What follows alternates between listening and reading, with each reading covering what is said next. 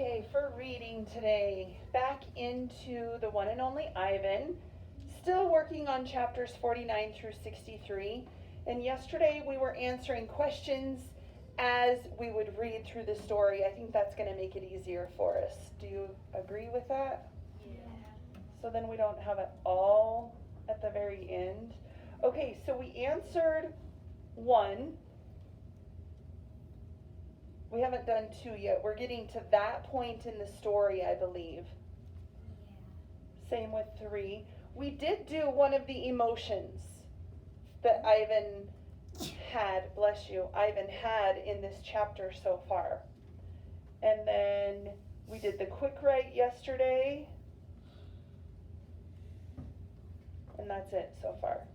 Okay, so back to the book. We left off on page 123, which is the grunt.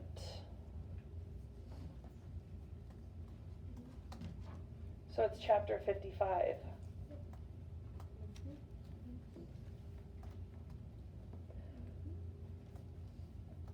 I was born in a place humans call Central Africa, in a dense rainforest so beautiful, no crayons could ever do it justice. Gorillas don't name their newborns right away, the way humans do. We get to know our babies first. We wait to see hints of what might yet be. When they saw how much she loved to chase me around the forest, my parents decided on my twin sister's name, Tag. Makes sense, right? Yeah. Okay. Oh, how I loved to play tag with my sister. She was nimble, but when I got too close, she would leap onto my unsuspecting father. Do you guys know what nimble means? No. Yeah. Like quick, fast. Then I would join her and we would bounce on that tolerant belly until he gave us the grunt, a rooting pig sound that meant enough. That game never got old, although my father might have disagreed.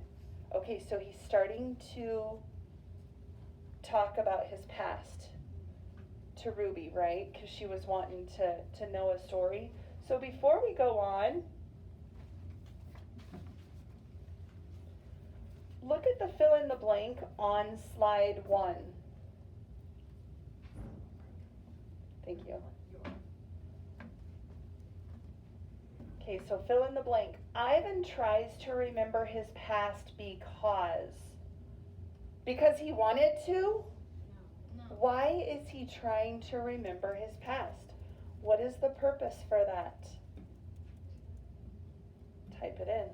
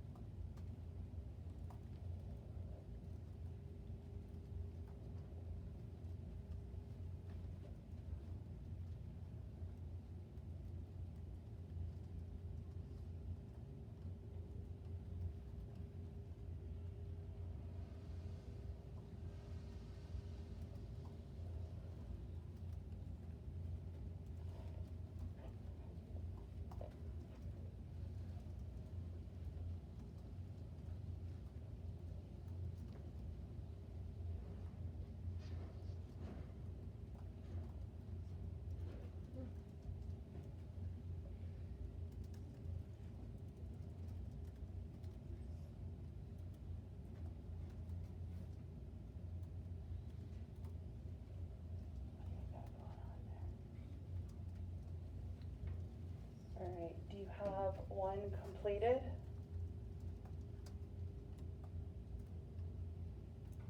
How many are still typing into number 1? Okay.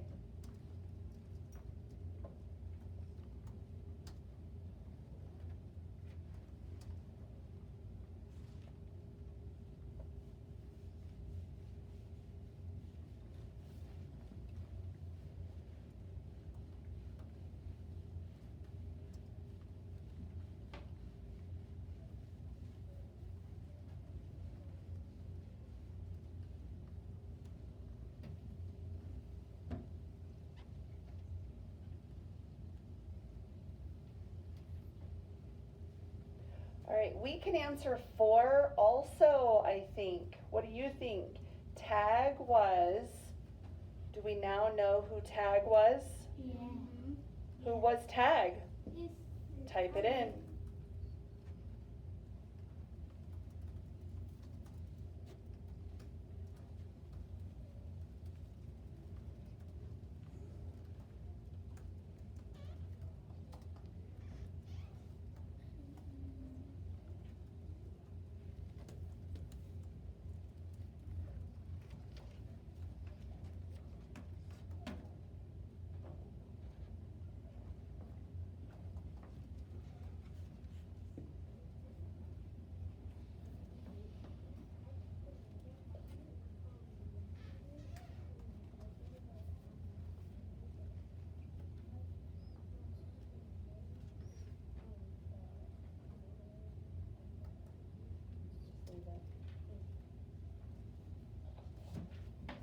Okay, so now in the fill in the blank, you either have done 1 and 4 or you're finishing up 1 and 4.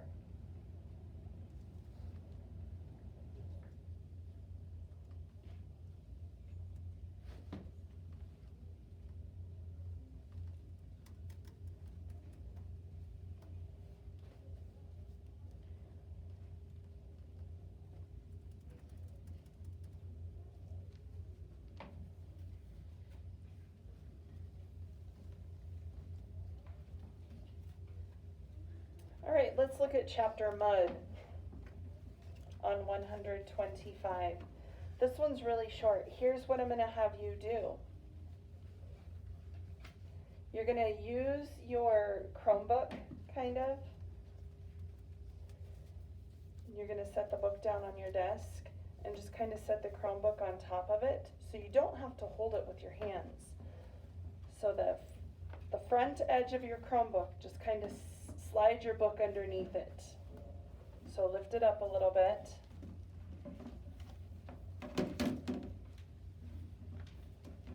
Just like Haley's doing here.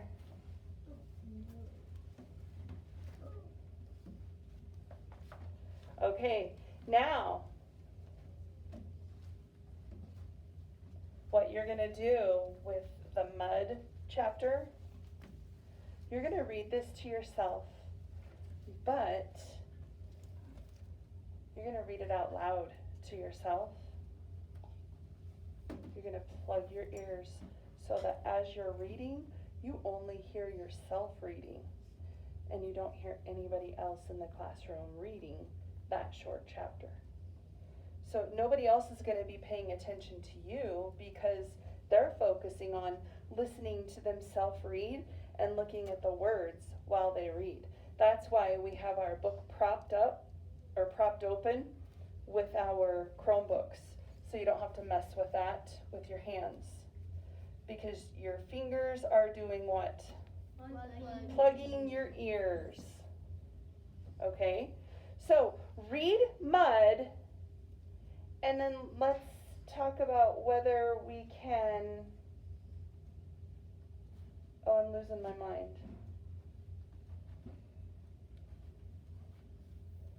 Never mind. After you read Mud, we'll just talk about it. Okay? Go ahead and start.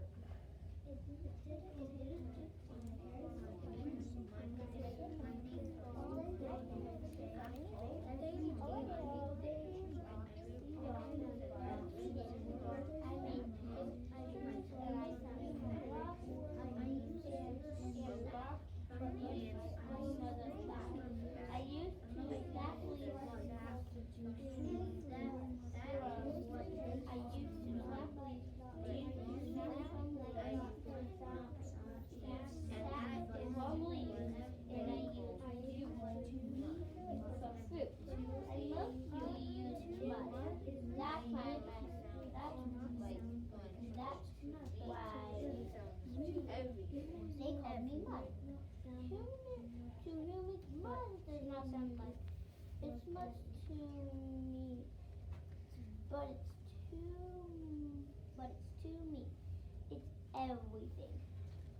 All right. Did you notice a text feature on that page with one of the words? What did they do to one of those words?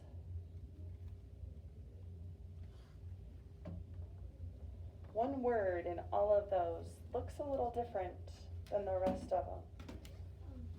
Point to the word you think I might be talking about.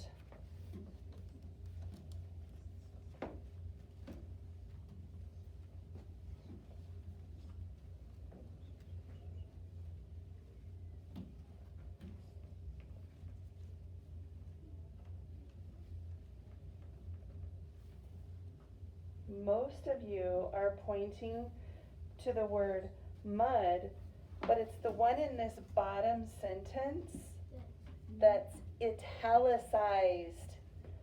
You notice how the print is different compared to all of the other print on that page? That means when something is italicized, it's read with a little bit more emphasis. So it's saying to a human, mud might not sound like much, but to me, it was everything. All right, so who is Mud? Ivan. Who is Tag? Ivan's twin sister. How did Mud get his name? What would he always do? Paint mud. He would paint, right? Mostly with mud. All right. So what does it mean that, like, the name Mud was everything to him? What do you think he means by that? Connor? I think it means that it was that was a really good name for him, that he really liked the name that they would call him, but then the humans changed it. Okay. Would you agree that he said that Ivan really liked that name that he was named by his family? What do you want to add to it, Amy? It was because he got taken away from his family. That probably he liked the name Mud, so he still had something to remember his family. Oh, okay. I would agree with that too. Kind of gives him something to remember his family. Even though he's still not called Mud, he still has that memory. Are memories important to us? Yes. Yeah, for sure. All right, let's look at the next chapter, Protector.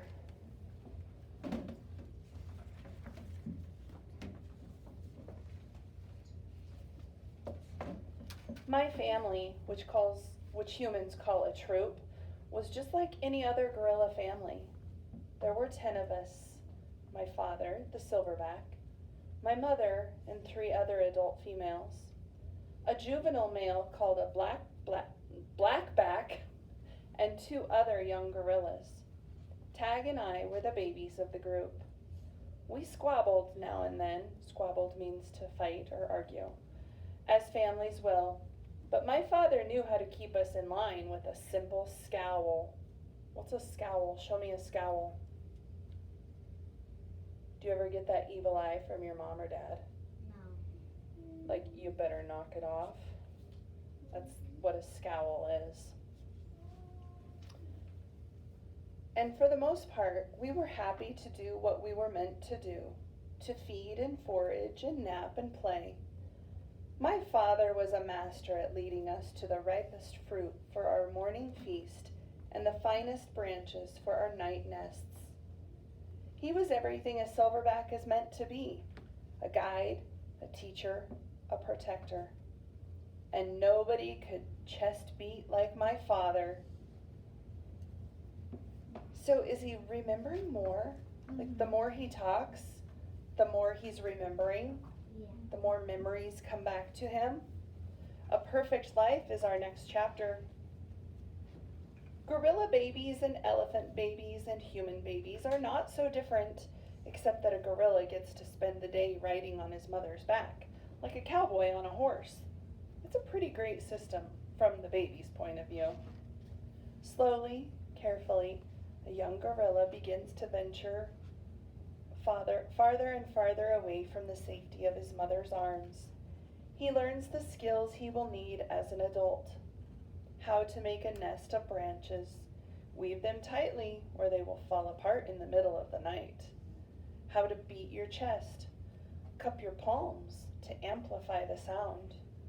How to go vining from tree to tree, don't let go. How to be kind, be strong, be loyal. Growing up gorilla is just like any other kind of growing up. You make mistakes, you play, you learn, you do it all over again.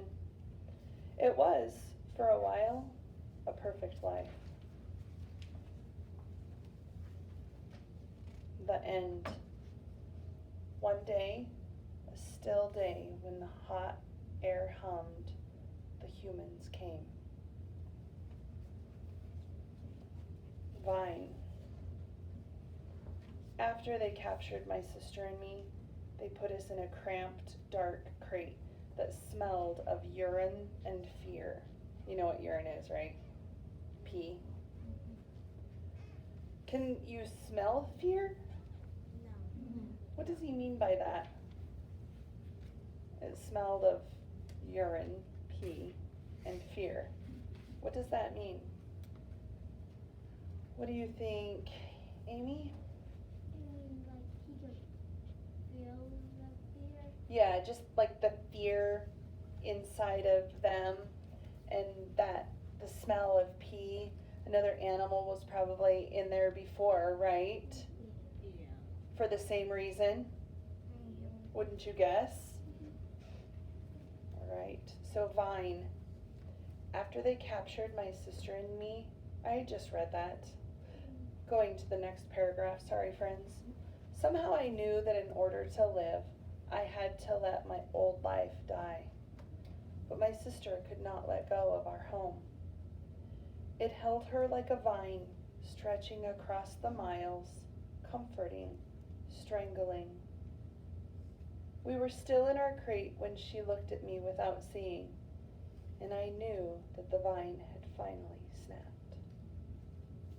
What happened to his sister?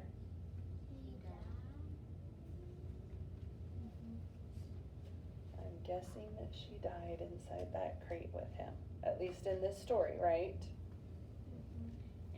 Lucas, something you want to share with us? Okay. All right. The temporary human. Do you guys know what temporary means? What does temporary mean? I have two guesses. Okay. So my first one is nicer, and then the other one is like understandable and reasonable. Okay, good guesses. But temporary means something that's there for just a short period of time. So it's there for a little bit and then it's gone. Okay, so the temporary human. It was Mac who pried open that crate. Mac who bought me. And Mac who raised me like a human baby. I wore diapers. I drank from a bottle. I slept in human beds, sat in human chairs, listened while human words swarmed around me like angry bees. Mac had a wife back then. Helen was quick to laugh, but quick to anger too, especially when I broke something, which was often. Here is what I broke while I lived with Mac and Helen. 1 crib, 46 glasses, 7 lamps, 1 couch, 3 shower curtains, 3 shower curtain rods, 1 blender, 1 TV, 1 radio, 3 toes, my own. I broke the blender when I squeezed 3 tubes of toothpaste and a bottle of glue into it. I broke my toes attempting to swing from a lamp fixture on the ceiling. I broke 46 glasses. Well, it turns out there are many ways to break a glass. Every weekend, Mac and Helen took me in their convertible to a fast food restaurant where they ordered me French fries and a strawberry shake. Mac loved to see the expression on the cashier's face when he drove up and said, "Could I have some extra ketchup for my kid?" I went to baseball games, to the grocery store, to a movie theater, even to the circus. They didn't have a gorilla. I rode a little motorbike and blew out candles on a birthday cake. My life as a human was a glamorous one, although my parents, traditional sorts, would not have approved. When he says traditional sorts after he says the word parents, he means like his birth parents, his gorilla parents. All right. So let's go to, excuse me,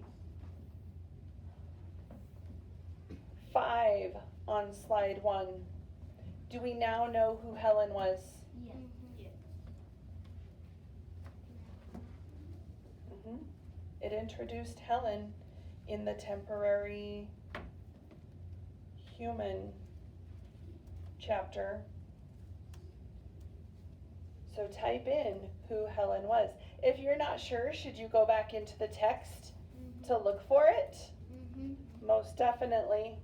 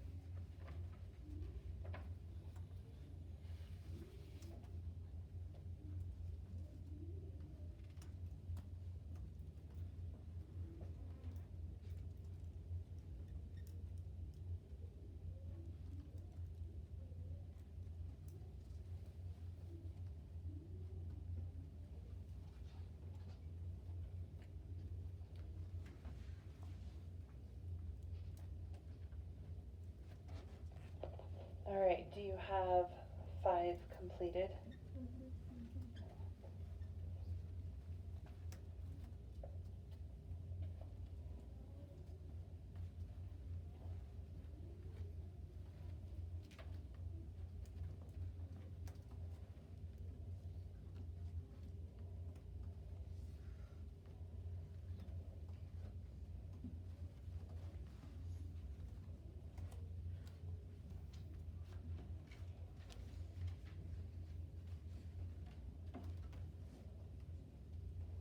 Once you have 5 done, I want you to go to slide 2.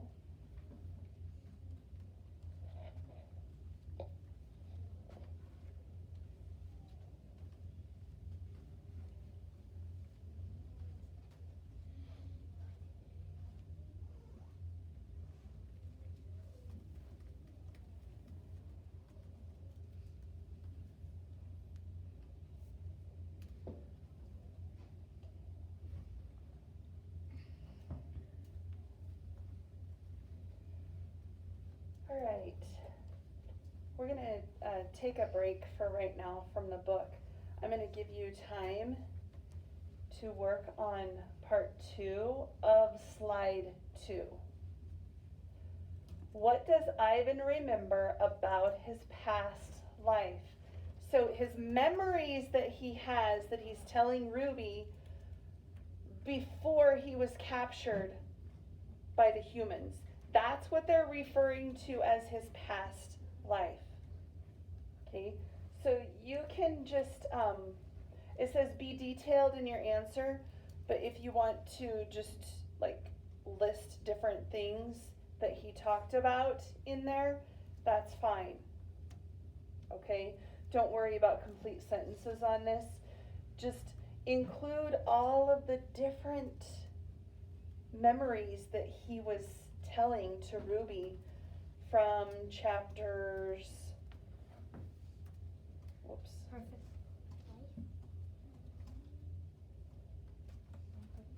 going back too far. Starts on 123 with the grunt.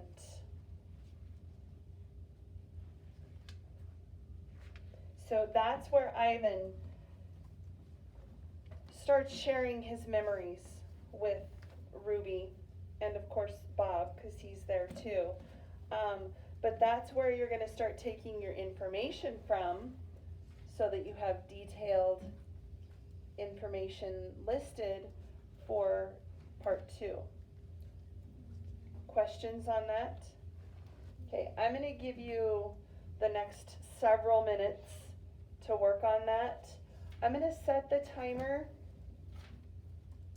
You feel like 10 minutes would be enough? Yeah. Or do you think 12? 12. Okay. Let's go 12 minutes. I'll set the timer for 12 minutes. And you can sit around the room and work. And when we're finished with that, then we'll be finished with reading. Friends, if you finish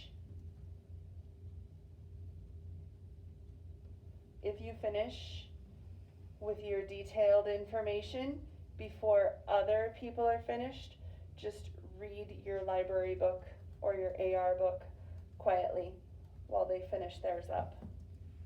Any questions? Okay, so you're just working on part 2 on slide 2. Did you have a question? No, you're working by yourself. Okay? All right, go ahead and get working on that.